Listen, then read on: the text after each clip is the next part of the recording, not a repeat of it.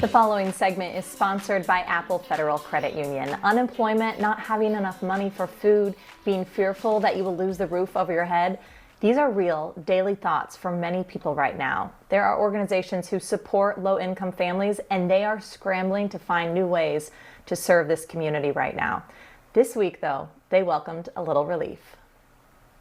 For decades, local service organizations carried out crucial work, lifting up low-income families living paycheck to paycheck. For 50 years, Cornerstones has been about providing safety net services to people in need. The food assistance, financial assistance, which pays for rent and utilities. What we really are trying to do is lift people out of poverty and look at what the root cause of whatever concern that brought them to us is and help mitigate that root cause. Since the coronavirus pandemic hit, organizations like the Northern Virginia Family Service, BritePaths, and Cornerstones are hit with help requests bigger than they can fill. Yeah, well, so for us, we go from deep despair at what's happening to problem solving. And following CDC guidelines to social distance, these nonprofits have been forced to completely pivot their operations. Food is the number one thing on everyone's list. Yeah, it's Maslow's law, it's a hierarchy of needs.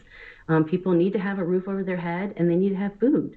And so it's going to be a huge challenge. We're still trying to figure out how to do that safely with people and keeping those services. But on the other side, we provide community services. And how do you do that when the community centers are closed, when your child care center is closed? $800,000 of requests just since this started financially. Yeah, and that's just financial requests. That's for someone that has an actual bill in front of them that they don't have the resources to pay. And then, again, on the other side with the 60 calls an hour for food, and then with the thousands of people that we're serving every day, we're still serving them, right? Apple Federal Credit Union knows these CEOs and organizations well, working with them throughout the year.